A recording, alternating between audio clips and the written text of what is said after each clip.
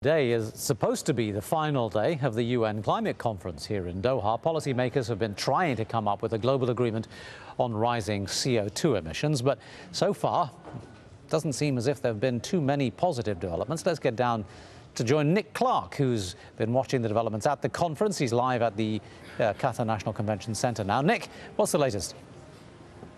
Yeah, Tamer, we're in the main convention hall here at the conference, and in theory, in an hour and a half's time, the president of the conference would close it, and everybody here, who should be here, would go home with the Doha 2012 agreement in their pockets. But they're not here because that has never happened before in the history of these conferences, of it actually finishing on time. And they're still negotiating in little rooms around the place, little negotiating rooms. Countries like New Zealand here, who want no part of an extension to the Kyoto Protocol. There's Netherlands still at it, wrangling away. Nepal as well. They're still talking in these negotiating chambers, and Nero, of course, an island nation that's really in the front line of it with rising sea levels. We have had a glimpse of a text here, a draft text, a draft agreement, which is the financial text, and I'll just read you out a little bit of it.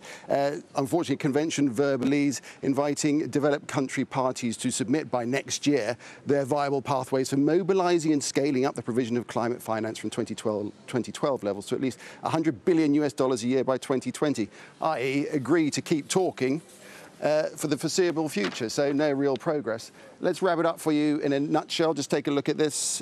So a draft agreement was presented on Friday night, but there's disagreement on several key issues. Developing nations are hoping for firm commitments on aid from richer nations. Developed countries say they will provide help, but are unwilling to commit to specific targets because of the global financial turmoil. And there's also a last-minute attempt to extend the Kyoto Protocol, as I say, which expires at the end of this year, in about 3 weeks' time, in fact. You know, pretty well every corridor you walk down here, you're going to bump into a scientist who says time is running out, there's an urgent need for action. No more so than in Brazil, from where now Gabriel Elizondo sent this report. Dozens of rotting cattle carcasses. It's the result of the worst drought to hit the town of Sergipe, Brazil in over 50 years. It hasn't rained here in a year and a half. The grazing area dried up and all of the animals starved to death. Before the drought, the Cedrim family had 1,000 heads of cattle, but only 400 survived. Compounding matters, the land where the family used to grow corn is now the cemetery for the animals and the livelihood they worked years to build.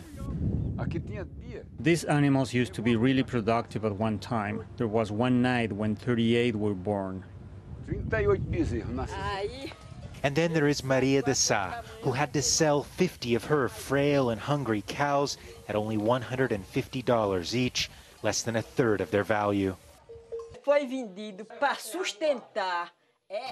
We were able to buy some animal feed that was expensive, $30 a bag, but we gave it to them and they ate it, so we don't have to see them die right now. All the cattle ranchers here are small-scale family farmers, so the impact on them has been especially hard. The town of Sergipe completely survived off of cattle ranching. Just over a year ago, there were 28,000 heads of cattle in this town. Today, there are less than half of that, completely wiped out from this drought. Even if it were to start to rain here tomorrow, it would take years to overcome all the damage that this drought has done. To recover all these that we have lost, it's hard to say how long that will take. Maybe, with the help of God, 5 or 10 years at least. Maybe never. Claudivan Araújo, the local Secretary of Agriculture, took me to one of the biggest reservoirs in town, now completely dry. If this drought continues, this place could become a ghost town. People will go where there's rain and they can survive. But in the short term, I'm worried because the economy here is based on ranching, and with 3 more months of drought, all the cattle in the city could be wiped out. Back on the ranch, 2 more dead cattle. So Mr. Cedrim hauls their carcasses off to the field. He leaves them to rot under the sun, knowing that unless there is rain soon, they likely won't be the last. Gabriel Elizondo, Al Jazeera, Sergipe, Brazil.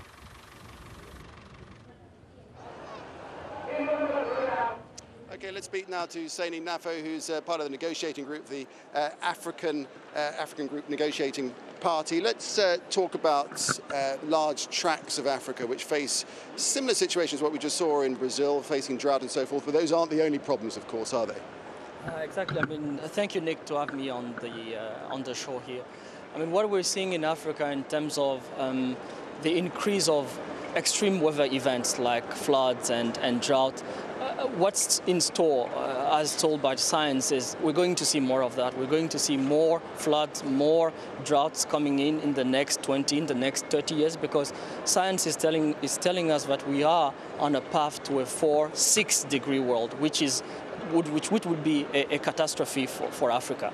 So what are you looking for from this conference as it reaches its closing stages? What we thought when we all came in Doha, we were looking for implementation, for means of implementation. We called Doha an implementation COP, because in Durban and in Cancun last year, developed countries have made pledges. They've made pledges to deliver on finance and pledges to deliver on the second commitment period of the Kyoto Protocol, which is the only legal instrument to curb developed countries' emissions. So we were looking for implementation of those engagements in terms of having clarity on finance and in terms of having a very significant and ambitious second commitment period of the Kyoto Protocol, which is right now, as we speak, not on the table.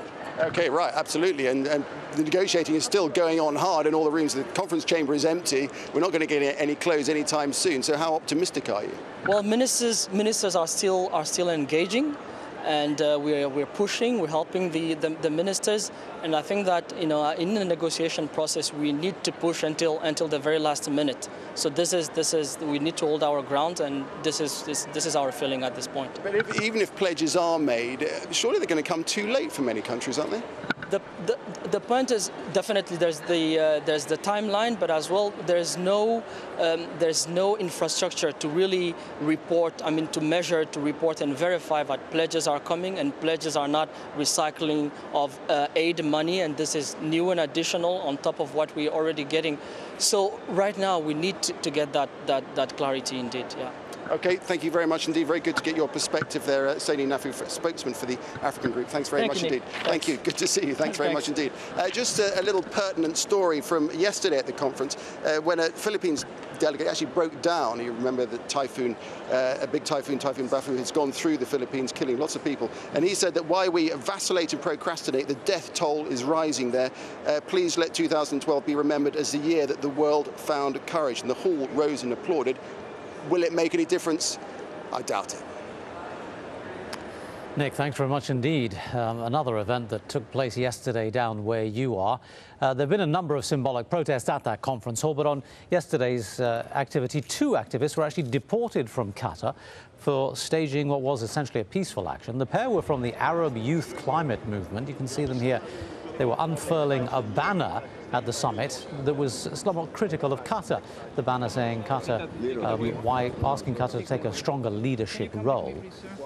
The Gulf nation is one of the world's richest countries with the highest emissions level per capita. The 2 men being led away there by UN security